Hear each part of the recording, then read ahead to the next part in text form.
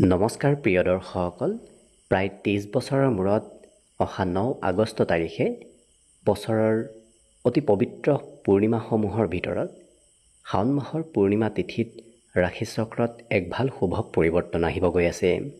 গতিকে সেই শুভ পৰিৱৰ্তনে বিশেষকৈ 7টা ৰাশিৰ ওপৰত কিছু ভাল পৰিৱৰ্তন লৈ আনিব। গতিকে সেই শুভ পৰিৱৰ্তনসমূহ আপোনাৰ কোনটো দিশত থাকিব সেই বিষয়ে জানিবলৈ ভিডিঅ'টো শেষলৈকে চাই থাকিব।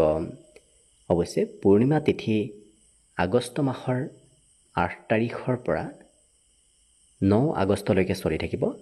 8 তাৰিখে দিনৰ 1:41 পূৰ্ণিমা তিথি আৰম্ভ হ'ব আৰু 9 আগষ্ট তাৰিখে দিনৰ 1:24 এই পূৰ্ণিমা তিথি সমাপ্ত হ'ব।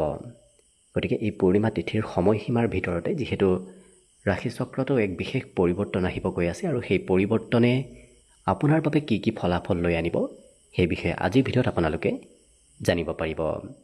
অৱশ্যে ভিডিঅ'টো আৰম্ভ কৰাৰ পূৰ্বে আপোনালোকলৈ এটা বিশেষ অনুৰোধ যে ভিডিঅ'টোত এটা লাইক কৰিব আৰু যদি আজি প্ৰথমবাৰৰ বাবে এই চেনেলটোলৈ আহিছে তেতিয়াহ'লে চেনেলটো ছাবস্ক্ৰাইব কৰি কমেণ্ট বক্সত জয় শ্ৰীকৃষ্ণ লিখিবলৈ একেবাৰে নাপাহৰিব। গতিকে আহক আজি ভিডিঅ'টো আৰম্ভ কৰোঁ। মেষ ৰাশিৰ ব্যক্তিসকলৰ এই শাওণ মাহৰ পবিত্ৰ সোমবাৰৰ মহাসংযোগ আপোনাৰ কৰ্মস্থানৰ সৈতে হ'ব। গতিকে কৰ্মত এক বিশেষ সুপৰিৱৰ্তন আপুনি দেখিবলৈ পাব। বিশেষকৈ কৰ্মক্ষেত্ৰত পূৰ্ণিমাৰ দৰে আপোনাৰ শুভ ফল আহি পৰিব। গতিকে যদি আপোনাৰ মনৰ আশামতে কৰ্ম লাভ কৰা নাছিল, এইকেইটা দিনৰ এই পূৰ্ণিমাৰ মহাসংযোগত আপোনাৰ আগন্তুক 15 দিনৰ ভিতৰত কৰ্মত এক বিশেষ সুপৰিৱৰ্তন আহি পৰিব। লগতে ঘৰত উন্নতি প্ৰগতিৰ যোগো দেখা পোৱা গৈছে। আপোনাৰ বিশেষকৈ মনৰ আশাবোৰ পূৰণ হ'ব। ঘৰত যদি কিবা আপোনাৰ অভাৱ অনাটন হৈ আছিল সেই অভাৱ অনাটনবোৰ নোহোৱা হ'ব। বন্ধু বান্ধৱৰ সৈতে মিত্ৰতা বাঢ়িব। বন্ধুৰ সৈতে সম্পৰ্কত মধুৰতা আহিব। বিশেষকৈ লাক্সাৰিয়াছ সম্পত্তিৰ আগমনৰ সম্ভাৱনা এইকেইটা দিনত পৰিলক্ষিত হৈছে। গতিকে পূৰ্ণিমাৰ এক বিশেষ সংযোগে আপোনাৰ কৰ্মৰ লগতে ঘৰুৱা ক্ষেত্ৰতো এক বিশেষ সুপৰিৱৰ্তন লৈ আনিব।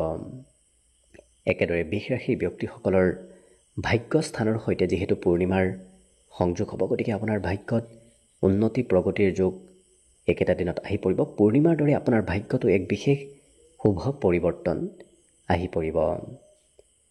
পিতৃৰ উন্নতি প্ৰগতিৰ যোগো দেখা পোৱা গৈছে। আগন্তুক কম দিনৰ ভিতৰত আপুনি পিতৃৰ কিবা ভাল খবৰ শুনিবলৈ পাব।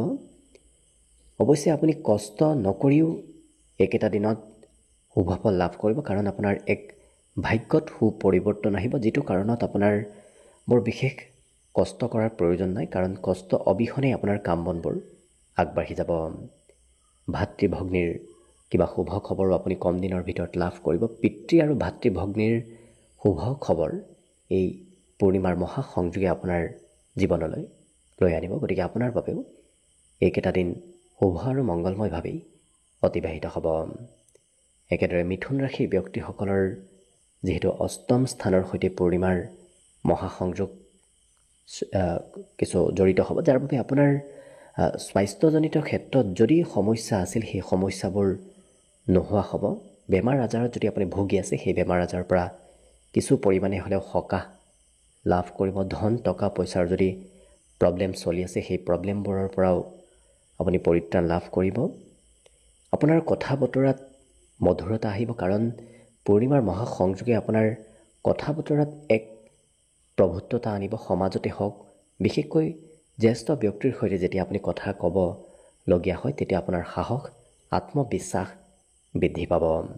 গতিকে পূৰ্ণিমাৰ এই সংযোগে আপোনাৰ এইকেইটা দিশত বিশেষ পৰিৱৰ্তন লৈ অনা দেখা যাব।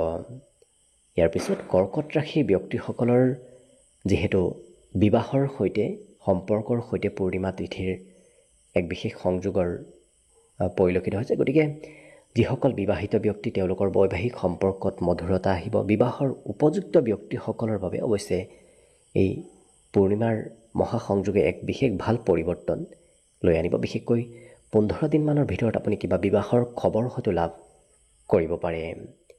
ইয়াৰ উপৰিও যদি আপুনি ব্যৱসায় বাণিজ্য কৰে তেতিয়াহ'লে ব্যৱসায় বাণিজ্যটো লাভ উন্নতিৰ পথ আপুনি বিচাৰি পাব, কাৰণ পূৰ্ণিমাৰ দৰে দিনে দিনে আপোনাৰ ব্যৱসায়ত উন্নতি প্ৰগতি আহি পৰিব।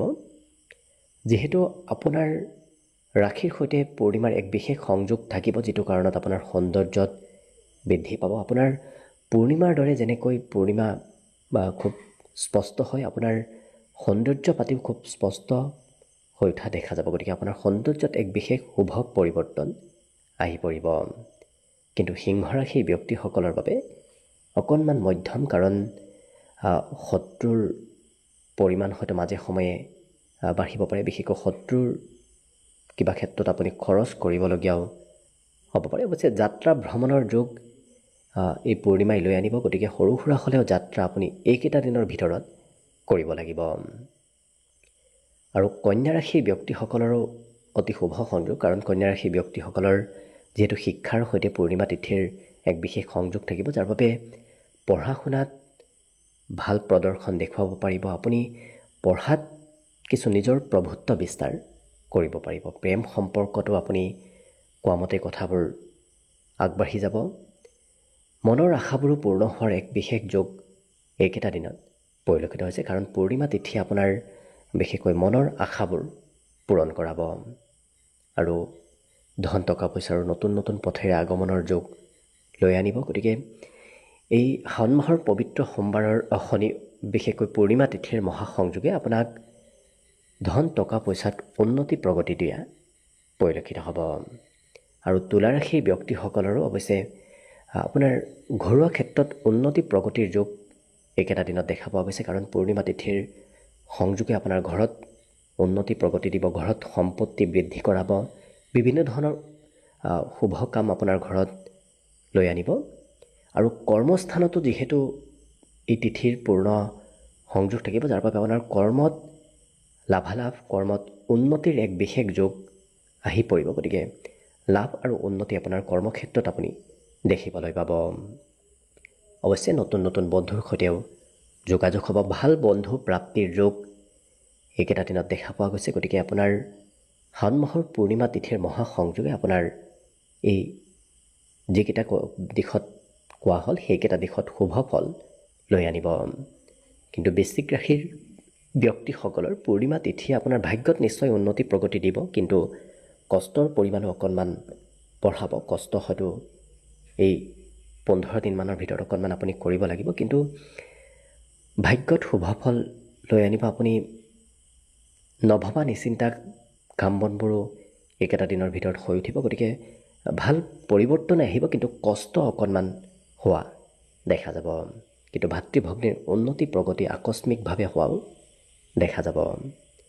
লগতে ধনুৰাশিৰ ব্যক্তিসকলৰ যিহেতু আৰ্থিক ক্ষেত্ৰৰ সৈতে এই পূৰ্ণিমা তিথিৰ সংযোগ থাকিব, যাৰ বাবে হাতত নিশ্চয় আপুনি ধন সঞ্চয় কৰিব পাৰিব, কিন্তু স্বাস্থ্যজনিত ক্ষেত্ৰতো অকণমান ধনৰ খৰচ হয়তো হ'ব পাৰে। গতিকে স্বাস্থ্যৰ নামত অকণমান খৰচ হোৱা পৰিলক্ষিত হ'ব।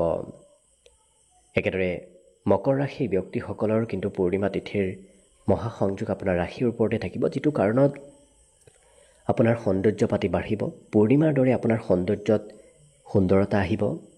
বেমাৰ আজাৰৰ পৰা আপুনি সকাহ লাভ কৰিব। বেমাৰ আজাৰবোৰ যথেষ্ট পৰিমাণে নোহোৱা হোৱা দেখা যাব। যদি আপুনি ব্যৱসায় কৰে, ব্যৱসায় বাণিজ্যত পূৰ্ণিমা তিথিৰ দৰেই আপোনাৰ ব্যৱসায়বোৰ উন্নতি লাভ কৰিব। আৰু বিশেষকৈ যদি বিবাহৰ প্ৰস্তুতি চলাই আছে, সেই ক্ষেত্ৰত শুভ ফল আপুনি নিশ্চয় লাভ কৰিব। বৈবাহিক সম্পৰ্কতো মধুৰতা আহিব, বুজাবুজি বৃদ্ধি পাব। গতিকে লক্ষ্য কৰিলে সম্পৰ্কৰ নামত এই বিশেষ পূৰ্ণিমা তিথিয়ে আপোনাৰ শুভ ফল প্ৰদান কৰা দেখা যাব। আৰু কুম্ভ ৰাশিৰ ব্যক্তিসকলৰ বাবে অকণমান মধ্যম অৱশ্যে পূৰ্ণিমা তিথিয়ে আপোনাৰ হয়তো খৰচৰ মাত্ৰা বঢ়াব পাৰে, কিন্তু ৰোগ প্ৰতিৰোধ ক্ষমতা আপোনাৰ বৃদ্ধি কৰিব। অকণমান বাহিৰা যাত্ৰাৰ যোগ এই পূৰ্ণিমা তিথিয়ে আপোনাৰ লৈ আনিব। গতিকে পূৰ্ণিমাৰ বিশেষ মহাসংযোগে আপোনাৰ ভ্ৰমণ যাত্ৰা কিছু কৰাব পাৰে। আৰু শেষত মীন ৰাশিৰ ব্যক্তিসকলৰ বাবেও পূৰ্ণিমাৰ মহাসংযোগে আপোনাৰ উপাৰ্জন পাতিত পৰিৱৰ্তন লৈ আনিব। আপোনাৰ বিভিন্ন পথেৰে উপাৰ্জনৰ যোগ দেখা পোৱা গৈছে। মনৰ আশাবোৰ বিশেষকৈ পূৰণ হ'ব। শিক্ষা দীক্ষাটো যিহেতু পূৰ্ণিমাৰ মহাসংযোগে এক বিশেষ ভাল পৰিৱৰ্তন লৈ অনা দেখা যাব, গতিকে পূৰ্ণিমাৰ এই সংযোগে আপোনাৰ শিক্ষা ক্ষেত্ৰত ভাল পৰিৱৰ্তন লৈ আনিব। প্ৰেম সম্পৰ্কটো মধুৰতা আনিব।